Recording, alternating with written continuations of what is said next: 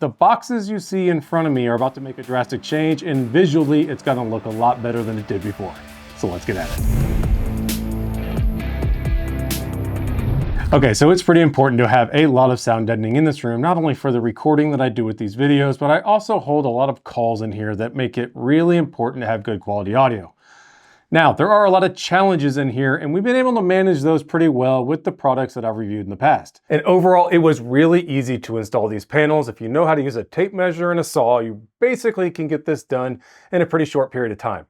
All the panels interlock together as you put them up on the wall, and the only thing you really have to watch out for is cutting out for any power outlets or anything else like this indentation that we have here to the left. So keep in mind, when you want to get these for your room, they're 94.5 inches tall by about 20.25 wide.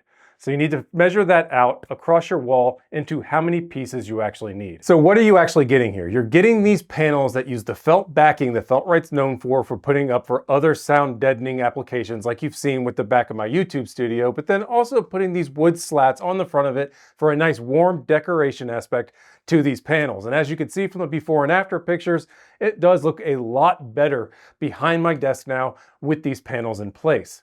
But there is also an added benefit to getting the wooden panels over the felt pads. So if you remember from my previous video when I reviewed the Feltrite pads in my YouTube studio, they came with an NRC rating, or a noise reduction coefficient rating, of 33%. When you add this texture with the wood panels on top of the felt, it actually increases that number to 55%. So what that means is these panels actually absorb 55% of the sound waves that come up and hit them, which really helps in this room with getting rid of echo. As you've heard me say before, with these LVT floors and the drywall around here, it can get really echoey and hard to have a conversation without it being distracting. So now when I'm actually talking towards this wall, when I'm on calls looking at this screen, a lot more of that sound reverb and echo gets absorbed by these panels than it did before. So these panels do come in 3 different colors. This is the walnut, so you get a little bit more of that darker brown accent.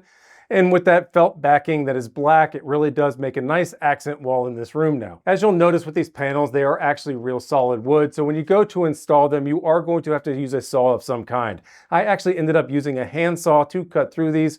The felt portion is extremely easy, but you do get into a little bit more of the denser wood, and you really kind of need to make sure that you're holding the wood in place as you're cutting it, as it can separate from the felt during the installation process when you're cutting if you are not careful about that. So guys, overall, what did I think of the Feltrite wood panels? First off, they do look a lot better in this room, and I do actually like the look of these panels over the plain foam that I have in the YouTube studio portion. It does really warm up the room and bring some texture to the room that it didn't have before.